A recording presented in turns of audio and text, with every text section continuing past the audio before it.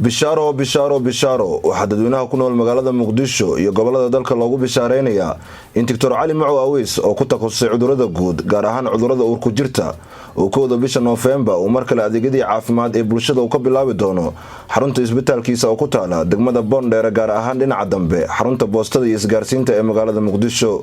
Soomaaliyay mar labaad hadda bisha 11 bisha November weeyaan in mataqaanaa magaalada Muqdisho aan dib ugu soo noqon doono ilaa 6 weekna aan joogi doono hadduu alla idmo bil iyo barkaas aan rabo dad badan hadduu alla idmo inaan ugu soo faa'iideeyo aan soo daaweeyo. Ilaah baa daawo ilaah iska leh kulli caafimaadna ilaah baa haya. waxaan rabaa inaan magaalada Muqdisho aan dib ugu soo noqdo oo intii danaynaysa ma aragtay qafkii danaynaya ama qaf kasta oo ahaadaba dhan kasto aad wax sheeganayso waad iimaan kartaa. ninkii danaynaya waxaan leeyahay haddaba isii diiwaan geli.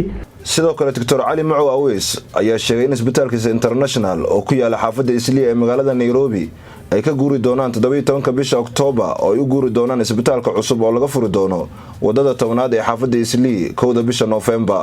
haddaba wixii faahfaahin oo dheeraad ah kala xiriir lambarada shaashada ka muuqda.